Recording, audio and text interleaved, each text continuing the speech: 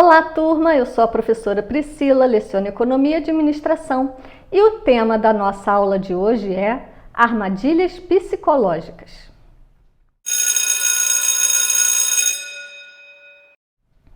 Quem já é meu aluno sabe que eu sempre falo que podemos tomar uma decisão inteligente, ou seja, podemos escolher a melhor alternativa possível. Entretanto, não podemos garantir que a decisão seja a mais acertada, ou seja, que a gente colha os resultados que a gente espera. Entretanto, eu vejo que muitas pessoas não tomam decisões inteligentes porque cometem alguns erros gravíssimos numa tomada de decisão. Embora sejam erros graves, ou seja, que vão comprometer o resultado da decisão, são muito comuns de ocorrer. São eles: trabalhar com o problema errado, Trabalhar com o problema errado é gastar energia à toa, porque você não vai solucionar o problema. Não adianta você escolher a melhor alternativa possível para o problema errado, você vai continuar com o problema. Deixar de identificar seus objetivos principais. O William Ury, em um de seus conteúdos, ele dá o exemplo da laranja. Quando nós vamos ao mercado para comprar laranjas, o nosso objetivo principal não é comprar laranjas. E nós temos que ter o nosso objetivo claro. Para que eu preciso das laranjas? É para fazer sucos de laranja na minha lanchonete? É para fazer frutas cristalizadas para minha fábrica de panetone? Para que eu vou comprar as laranjas? Eu tenho sempre que focar no meu objetivo principal, porque senão eu posso perder um bom negócio porque eu não foquei no meu objetivo principal. Eu dou sempre essa atividade para os meus alunos. A gente simula que eles vão ao mercado, só que tem uma limitação de quantidades de laranja. Logo, os dois grupos só vão conseguir alcançar os seus objetivos se eles tirarem o foco da compra da laranja e focarem no objetivo principal, que um é fazer suco de laranjas e o outro é fazer um panetone com frutas cristalizadas, inclusive a laranja. E aí, quando eles se unem, um compra a laranja, faz o suco e vende o bagaço para o outro grupo. Assim, os dois grupos conseguem alcançar o seu objetivo principal. Um outro erro gravíssimo é não ser capaz de criar alternativas criativas para a solução do problema.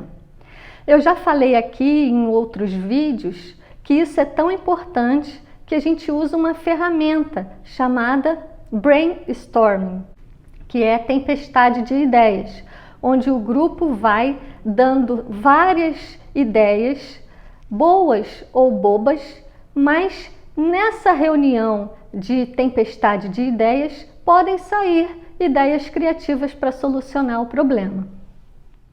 Examinar superficialmente as consequências das alternativas. Bom, depois que a gente toma a decisão, já era. Então, antes de tomar a decisão, nós temos que avaliar todas as consequências de cada alternativa possível. Exemplo, se eu quero comprar um carro, eu preciso saber quais são os custos de manter cada carro que eu posso comprar. Às vezes eu posso ter o dinheiro para comprar um determinado carro, mas eu não vou ter o dinheiro para manter aquele carro. Então, antes de eu comprar o carro, eu preciso avaliar as consequências de comprar aquele carro. Outro erro é pensar de forma inadequada na negociação. No Brasil, especificamente, tendemos a levar uma negociação para o lado pessoal. Negócio é negócio e temos que manter a imparcialidade. Não podemos ignorar as incertezas, Como eu falei no início desse vídeo, podemos garantir que tomamos uma decisão inteligente, mas não podemos garantir que aquela decisão vai dar certo. Em gestão, nós tomamos decisões de curto, médio e longo prazo. Então, se a gente toma decisão hoje, mas algo vai acontecer daqui a 2, 3, 5 anos, nós não podemos garantir que vai dar certo. A gente tem que ir ajustando essa decisão com o passar dos anos. Todas as decisões na vida, né, não falo só na gestão não, todas as decisões na vida têm risco. A partir do momento que a gente nasce, a gente está correndo risco. E a gente tem que levar em consideração esse risco ou essa incerteza na nossa tomada de decisão. Temos que considerar também a nossa capacidade de suportar risco. Em investimentos, muitos me perguntam qual é o melhor investimento possível, né? Não existe melhor investimento possível, existe o melhor investimento para o teu perfil como investidor, né? O que adianta eu dizer para você, compre ações da empresa tal porque tem grandes perspectivas para crescer. Só que você não suporta risco, você tem que investir em renda fixa. Então, nós temos que nos conhecer, saber qual é a nossa capacidade de suportar risco para tomar a melhor decisão para nós. E nem sempre a melhor decisão para mim é a melhor decisão para você.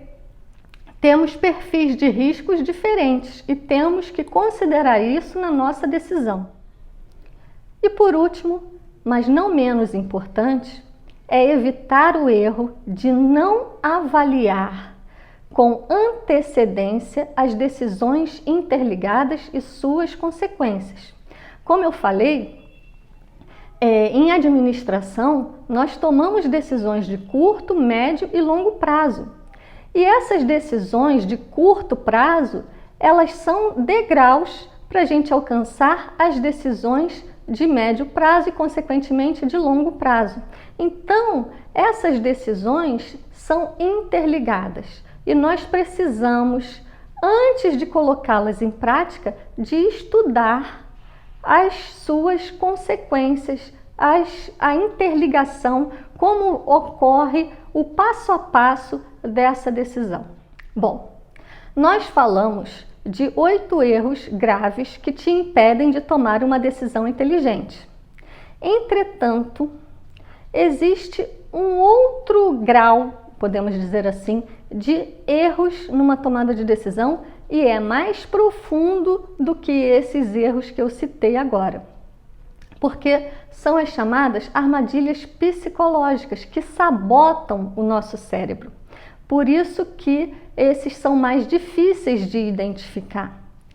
Um erro desses 8 que eu falei é fácil identificar, porque é um erro que eu posso dizer de técnica de tomada de decisão.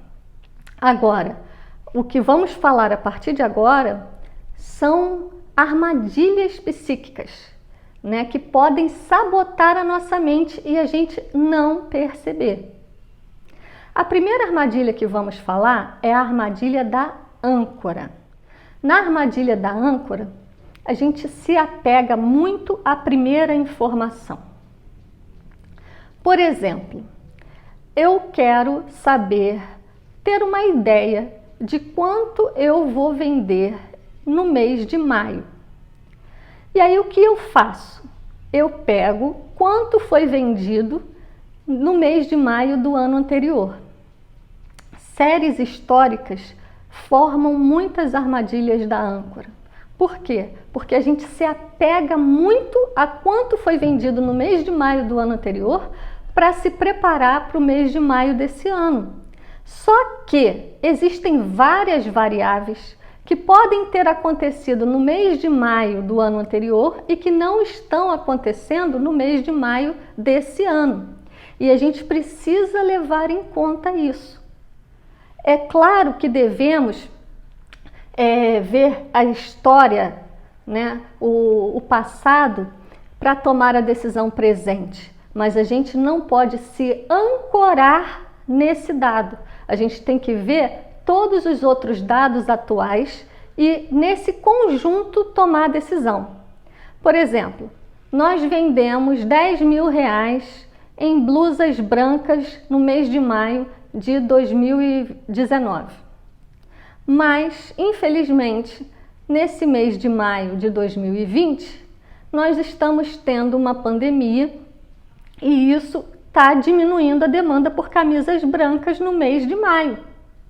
Por outro lado, se a gente vende máscaras cirúrgicas, a quantidade vendida de máscaras cirúrgicas no ano de maio de 2019, com certeza foi muito menor do que o número de máscaras cirúrgicas vendidas no mês de maio de 2020.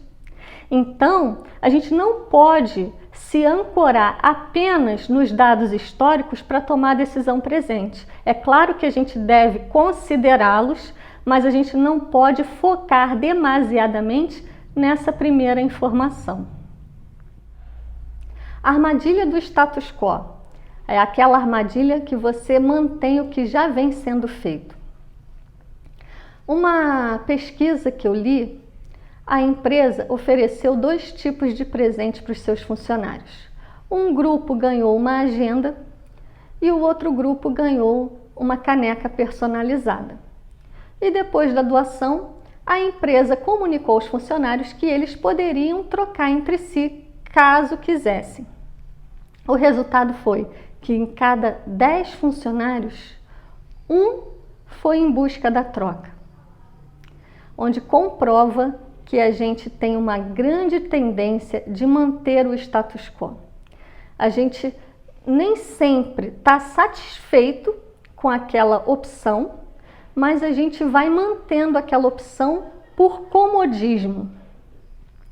Uma forma da gente impedir de ter essa armadilha é a gente ter consciência se a gente está tendo a melhor alternativa possível para nós ou não. A gente tem que ter em mente que o que está sendo oferecido nem sempre é o melhor para nós. E se não for, a gente pode mudar sim e deve mudar. Tem que sair da zona de conforto e tomar uma atitude. A armadilha do capital empatado consiste em proteger decisões já tomadas anteriormente. Exemplo: mês passado o meu carro pifou e ao invés de vendê-lo e comprar um novo, eu preferi consertar. E gastei 3 mil reais para consertar o carro. Esse mês o carro deu problema novamente. O que eu deveria fazer, sendo um carro já antigo e começou a dar problema? Vender esse carro, comprar um novo e acabou. Só que o que eu faço? Eu vou e não compro um carro novo, eu conserto novamente esse carro. Só que o motivo que eu consertei o carro foi porque eu já gastei 3 mil reais mês passado para consertar o carro, então se eu vender o carro hoje é como se eu tivesse vendido num prejuízo de 3 mil reais. Isso é a armadilha do capital empatado, quando você não toma a decisão que você deveria tomar para proteger uma decisão que você tomou anteriormente. Passado é passado. Você tem que tomar a melhor decisão hoje. O que é melhor hoje? É vender o carro? Então esquece o que você fez no mês passado e toma a melhor decisão de hoje. Armadilha da confirmação das evidências. É quando você só vê o que você quer ver. Essa armadilha é muito comum.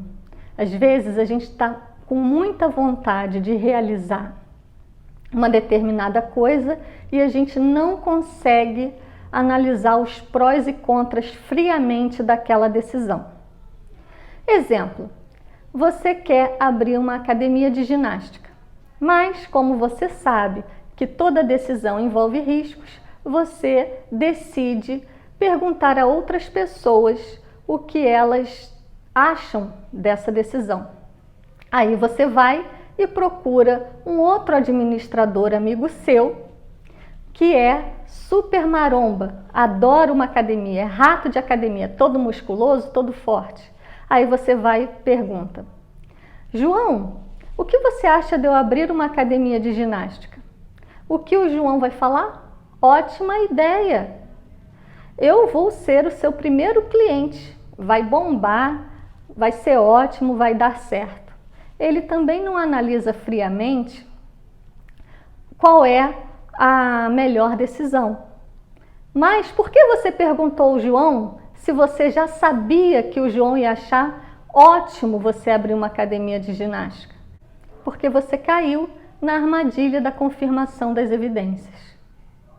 Para não cairmos na confirmação das evidências, na armadilha da confirmação das evidências, a gente deve fazer uma pesquisa com maior número de pessoas, com pessoas mais ecléticas, mais heterogêneas, para a gente poder ter uma visão imparcial do negócio. Uma outra armadilha é a armadilha do enquadramento, quando a gente formula a questão errada. Quando a gente vai fazer uma pesquisa de mercado para ver se o nosso negócio tem demanda ou não tem demanda, a gente pode correr o risco na formulação das perguntas para fazer para os entrevistados na armadilha do enquadramento. Por exemplo, você acha que o negócio que você vai fazer é maravilhoso. Então, você acaba fazendo a pergunta sobre esse negócio para o respondente de uma forma que não tenha como ele não dizer que o negócio é maravilhoso. Por exemplo, você quer abrir um negócio de lavagem de carro a seco na Barra da Tijuca, no Rio de Janeiro.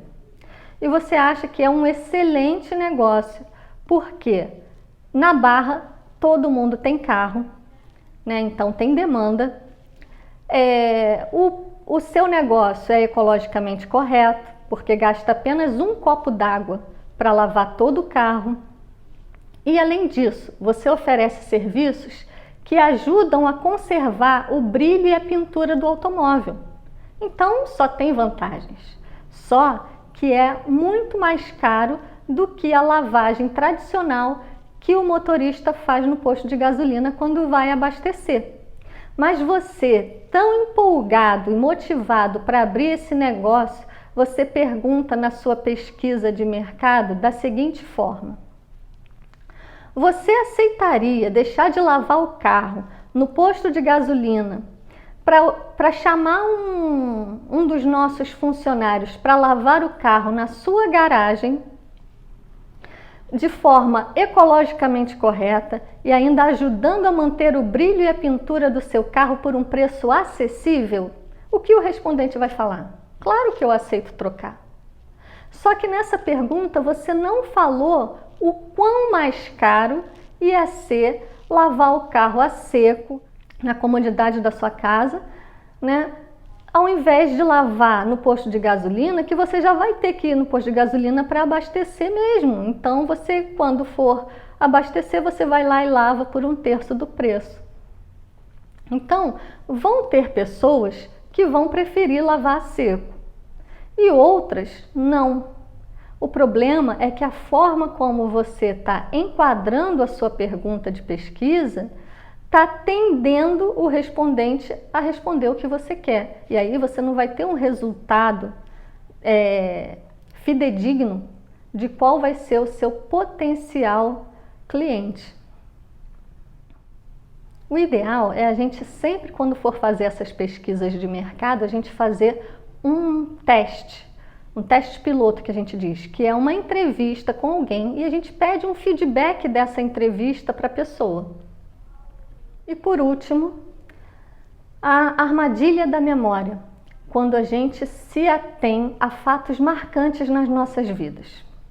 Por exemplo, você durante a infância teve um pai e uma mãe empresários que ganharam muito dinheiro, mas que devido a alguma crise que eles passaram, eles perderam tudo. Hoje você é adulto, já se formou e tem que tomar a decisão de como trabalhar. Ou vai procurar emprego nas empresas privadas, ou vai abrir a sua própria empresa, ou vai fazer concurso público. Você, com muito trauma da experiência passada na infância, qual a sua decisão? Vou fazer um concurso público, porque é seguro. Nunca, jamais vou ser empresário. Ser empresário é muito arriscado. Meus pais quebraram e a gente passou um período muito difícil para eles se reerguerem. Isso é a armadilha da memória. Porque você pode ter uma oportunidade espetacular de negócio, mas você não vai aproveitar porque você está focado na experiência passada. Bom, turma, existem várias armadilhas psicológicas, essas aqui são só algumas delas. Caso você queira saber mais sobre alguma armadilha psicológica que eu não tenha falado aqui nesse vídeo, postem nos comentários que eu faço um novo vídeo. Qualquer dúvida também poste nos comentários que eu respondo. Muito obrigada por terem assistido esse vídeo até o final. Espero que ele tenha sido útil para vocês e bons estudos!